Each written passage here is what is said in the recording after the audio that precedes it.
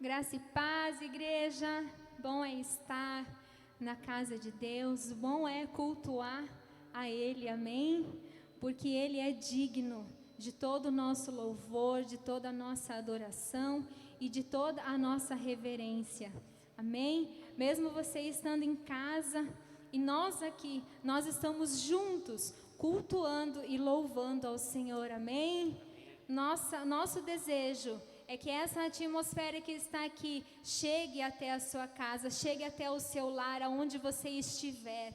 Amém? A palavra do Senhor, ela diz lá em Romanos 15. Eu estava essa semana orando e sexta-feira aconteceu um fato muito triste na minha família. E ao terminar de conversar com a minha sogra, eu estava no meu trabalho e eu dobrei os meus joelhos lá no meu trabalho mesmo. No meio de todo mundo que estava lá, eu dobrei os meus joelhos e eu comecei a chorar. A chorar porque quando a gente recebe a notícia de um falecimento de alguém, a gente se compadece. E eu vendo a tristeza do coração da minha sogra, eu comecei a orar a Deus e comecei a interceder por eles, a interceder pelo meu sogro. E quando eu vi, eu estava intercedendo por Concórdia ali no meio do meu trabalho. Eu estava pedindo, estava clamando pelo nosso hospital, pela situação que Concórdia hoje se encontra. E eu chorando ali, eu pedindo, Pai, o que o Senhor quer para esse tempo? E Ele me disse, Romanos 15. E eu me levantei, enfim, continuei trabalhando. Foi a sexta-feira. E ontem, conversando com o Valde, nós conversando sobre o louvor, falando sobre a ministração, eu falei, amém, né? Que seja como Deus quiser, e Deus já me deu uma palavra. E eu dormi, enfim, ontem de noite, e na madrugada o Espírito Santo me acordou e começou a me incomodar com essa palavra. E eu fui até às 6:30 da manhã com o Espírito Santo falando ao meu coração, e eu fui abrir a palavra, e eu falei, não, eu vou abrir a palavra onde eu quero. E eu fui pesquisando na palavra e a voz do Senhor me dizia Romanos 15. E eu falei, então tá bom, Senhor, então eu vou abrir em Romanos 15. E na minha palavra, na minha Bíblia, na versão que eu tenho, o título diz assim, devemos viver em concórdia. Deus já tinha me dado a palavra sexta-feira. Sabe, amados, às vezes a gente tenta pelas nossas próprias forças viver, mas a palavra do Senhor, ela é viva. E é ela que traz a verdade para nós. E em Romanos 15, a partir do versículo 6, ele diz assim, para que com a mesma convicção, em uma só voz, glorifiquem ao Deus e Pai do nosso Senhor Jesus Cristo. Portanto, acolham-vos uns aos outros, como também Cristo vos aceitou para a glória de Deus. Afirmo, pois, que Cristo se tornou servo dos que são da circuncisão, por amor à verdade de Deus, a fim de confirmar as promessas feitas aos patriarcas, e para que também os gentios glorifiquem a Deus por sua misericórdia, como está escrito, por isso eu te glorificarei entre os gentios e cantarei louvores ao teu nome. E diz ainda, alegrai-vos, gentios, juntamente com o seu povo. E mais, louvai ao Senhor todos os gentios e louvem-no todos os povos. E Isaías, enfatizando, declara, brotará da raiz de Jessé, aquele que se levantará para reinar sobre os gentios. Nele, os gentios depositarão toda a sua esperança. Aleluia!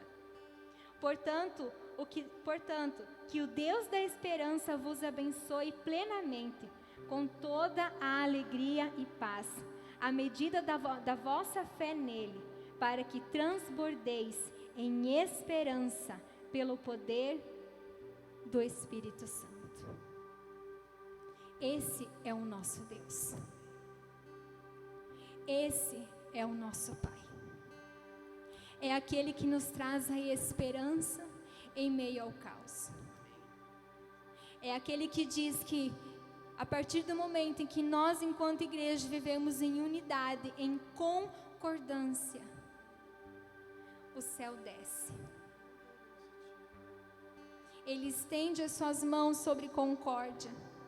A partir das nossas orações, a partir da nossa unidade, a partir do nosso coração disposto a clamar pela nossa cidade, a clamar pelo nosso povo, a clamar pela mudança, pela cura, pelo sofrimento da nossa cidade.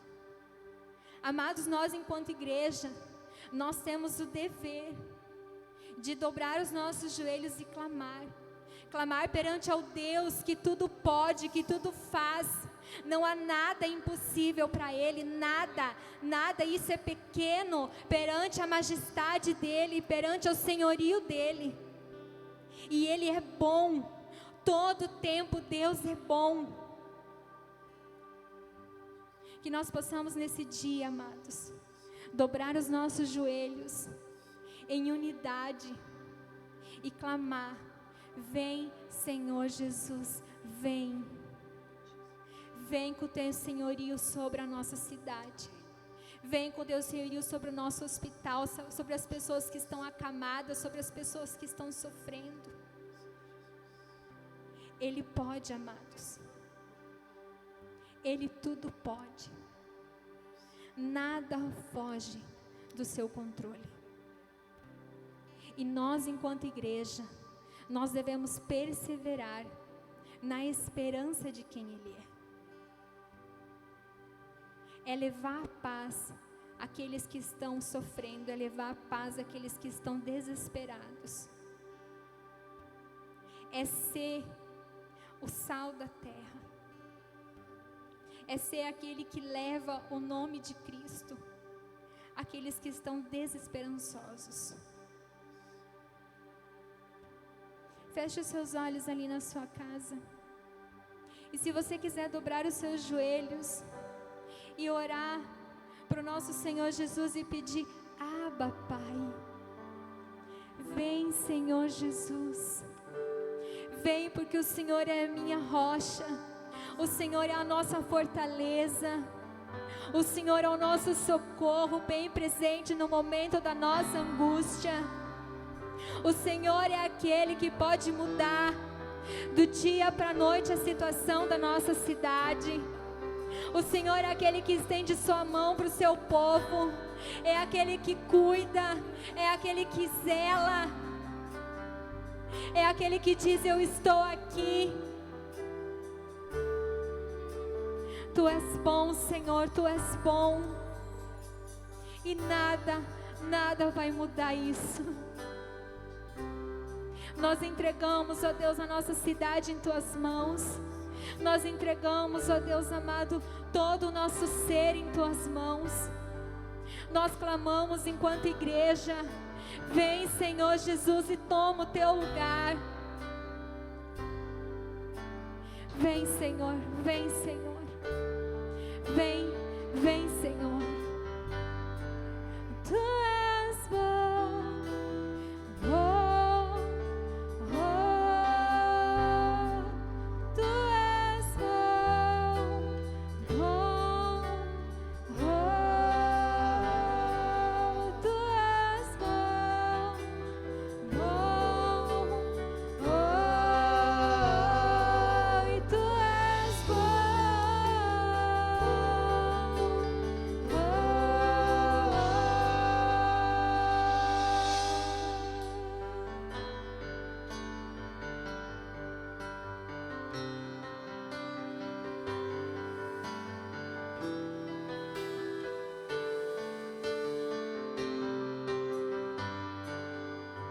Rei do meu coração, seja minha fortaleza, minha fonte eterna é, oh, minha canção. Rei do meu coração, seja o meu esconderijo, a razão do meu viver, oh, minha canção. Rei do meu coração, seja minha fortaleza, minha fonte eterna és, oh, minha canção. Rei do meu coração, seja meu esconderijo, a razão do meu viver, oh, minha canção. Tu és bom, e tu és bom,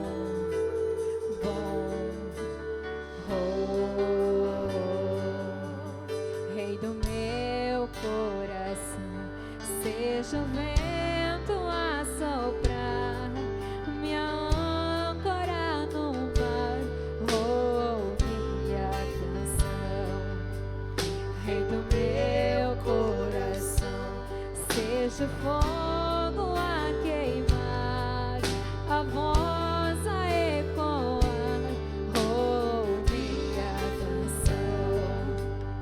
Rei do meu coração, seja o vento a soprar, a âncora no mar, oh, minha canção.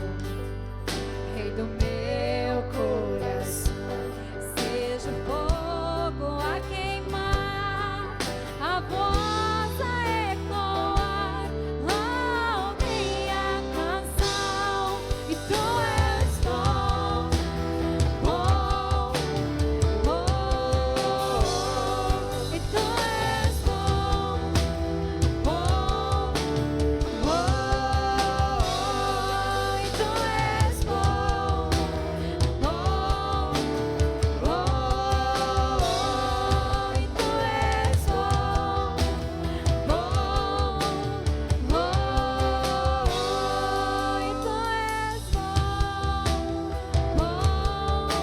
oh, e tu és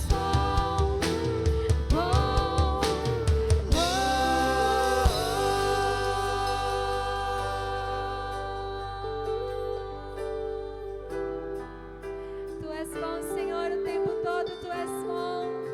E nós te agradecemos, Pai, porque o Senhor nunca nos abandona.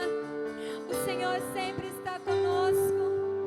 A sua palavra, ela diz que em todo tempo o Senhor é bom e que em todo tempo o Senhor é conosco. E não há nada que nos tire da Tua presença. Não há nada que faça tirar os Teus olhos de nós, Senhor. Nós somos gratos por esse amor, Senhor, porque Tu não nos abandona e Tu nunca nos deixa. Tu não me deixarás jamais. Tu não me deixarás jamais. Tu não me deixarás jamais.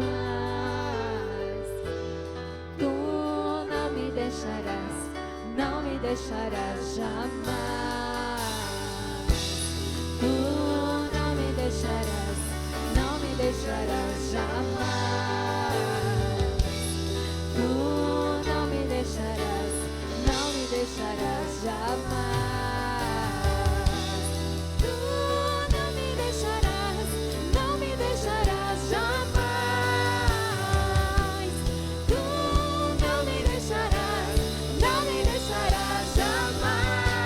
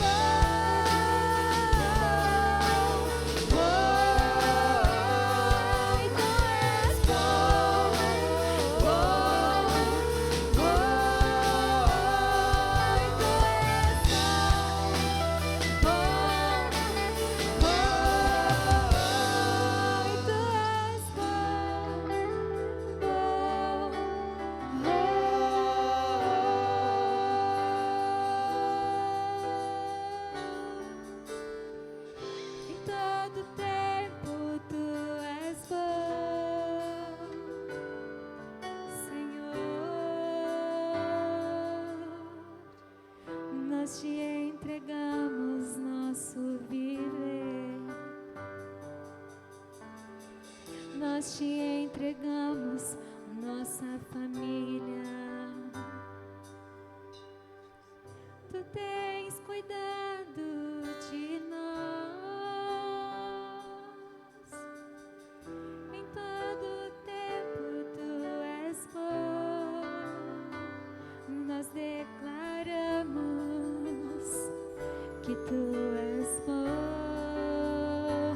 Nós declaramos que tu és bom, e tu és bom. Oh, oh, e tu és bom, Bom, e tu és bom,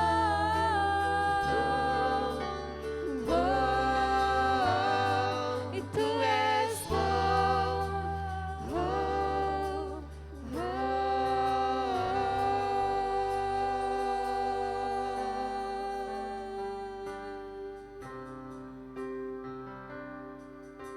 Tu és a luz, Senhor.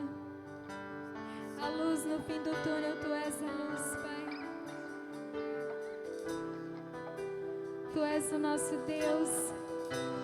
É o Deus de milagres. É o Deus de promessa. É o Deus que ilumina toda a escuridão. As trevas, elas fogem porque elas reconhecem quem Tu és, Senhor. E hoje nós declaramos sobre a nossa cidade de Concórdia que o Senhor é o nosso Deus de milagre, que o Senhor é o Deus de promessa, que o Senhor é o Deus que tudo pode, é o Deus do impossível. Então erga suas mãos ali onde você estiver e declare que Deus é o Deus de milagre, é o Deus de promessa, é o nosso Deus, é o nosso Senhor.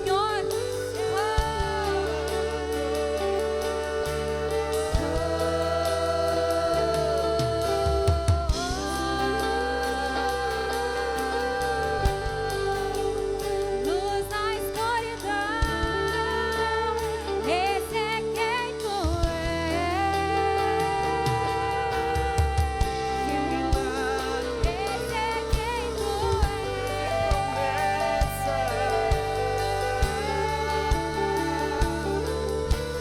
Deus de milagre, Deus de promessa, caminho no deserto, luz na escuridão. Esse é quem Tu és. Meu Deus é Deus de milagre, Deus de promessa, caminho no deserto, luz na escuridão. Meu Deus, esse é quem Tu és. Deus de milagre, Deus de promessa, caminho no deserto, luz na escuridão. Meu Deus, esse é quem Tu és. Meu Deus é Deus de milagre, Deus de promessa, caminho no deserto, luz na escuridão. Esse é quem Tu és. Esse é quem Tu és. Esse é quem Tu és.